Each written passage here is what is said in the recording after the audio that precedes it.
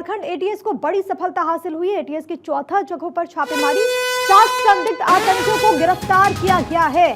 Al Qaeda Indian सब continent के आतंकी अरेस्ट हुए हैं। तो इस वक्त की बड़ी जानकारी, जहां पर एक बड़ी सफलता एटीएस को मिली है। 7 संदिग्ध आतंकियों को गिरफ्तार कर लिया गया।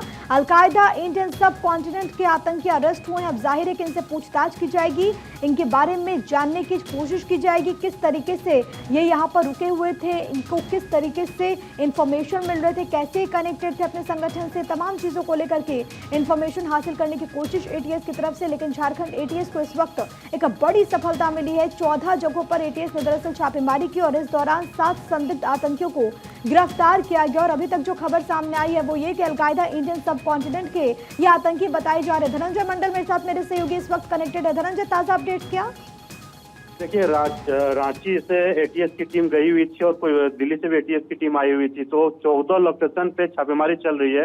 हजारीबाग और लोहरदगा 2 ऐसे क्षेत्र है जहाँ पे कई बार आतंकवादियों को संकेत मिले थे और यहाँ पे कई बार छापेमारी भी हो चुकी है। लोहरदगा क्षेत्र में उसमें कई आतंकवादी पिछले बार भी पकड़ाया था और अभी कई लोगों को, लगभग आधा दर्जन से ज्यादा लोगों को हिरासत में लेके एटीएस पूछताछ की जा रही है। देखिए, आतंकवादी सब कॉन्टिनेंटल झारखंड में अपनी गतिविधियां तेज कर रही थी। यहाँ पे लोगों को जोड़ने की कवायद पहले से शुरू की गई थी। अब एटीएस की एक छापेमारी कहीं न कहीं पुलिस प्रशासन पे भी एक सवाल खड़ा करता है कि झारखंड में इतने बड़े पैमाने पे लोगों को अगर हिरासत में एटीएस लेके कार्रवाई कर रही है तो झारखंड पुलिस कहाँ पे थी।